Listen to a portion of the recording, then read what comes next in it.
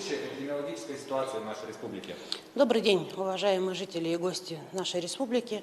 Сегодня, на 14 июля, отмечается незначительный рост новых случаев коронавирусной инфекции.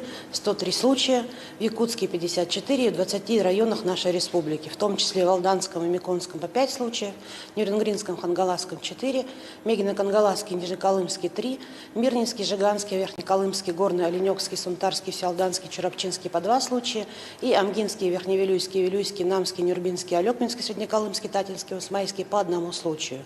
За сутки проведено свыше 2000 исследований, всего обработано порядка 1 миллиона 200 тестов. В части вакцинации на 14 число в республике имеется 271 187 доз вакцин против новой коронавирусной инфекции. Первую дозировку вакцины получили 241 495 человек, в том числе лица старше 60 лет 50 124. Полную вакцинацию прошли 185 157 человек, в том числе лица старше 60 лет 40 976 человек. Использовано 88,6% от общего объема вакцины, поступившей в нашу республику. Очень часто сегодня задается вопрос, есть ли в наличии спутник или гам-ковид, как его называют. Сегодня действительно в республике в основном имеется Эпивак Корона. Мы ожидаем следующую партию на будущей неделе. В понедельник было совещание у Голикова оперштаб, где конкретно прозвучало, что максимальное количество вакцин при распределении будет учтено именно на Дальний Восток, потому что Дальний Восток сегодня имеет приоритет.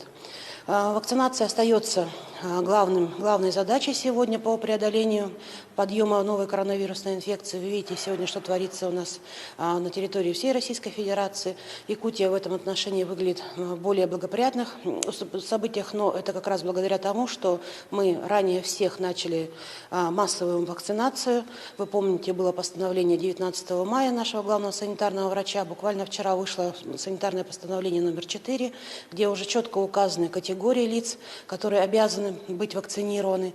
В этой части это в основном работники образования, медицины, социальных служб, транспортной системы, общепита и так далее. Я прошу всех ознакомиться с этим документом, так как его реализация до 16 августа, в дальнейшем будут приниматься административные меры.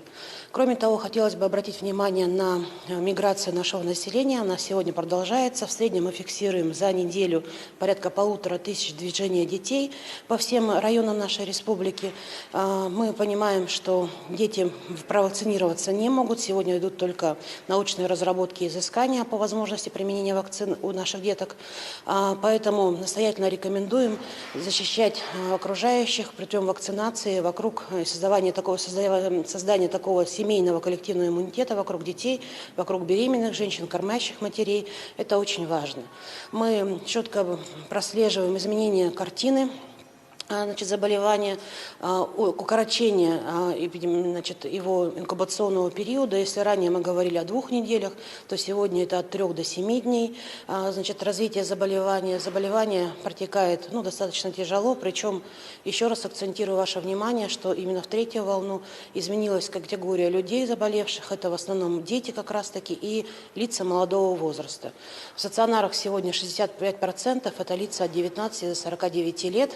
И, конечно, именно этой категории тоже необходимо обращать внимание на свое здоровье, понимать, что при первых признаках ОРВИ, повышения температуры, необходимо вызвать врача, а не заниматься самолечением.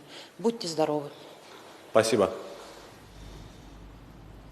Это был брифинг оперативного штаба по эпидобстановке, а мы идем далее. И продолжает наш эфир выпуск новостей. В студии Сергей Михедов. Здравствуйте. Коротко о темах к этому часу. Усиление для борьбы с лесными пожарами. 2 воздушных судна Ил-76 Министерства обороны направят сегодня в Якутию. Депутат Госдумы Галина Данчикова продолжает работать в Южной Якутии. Какие вопросы обсуждали в Нерюнгринском районе.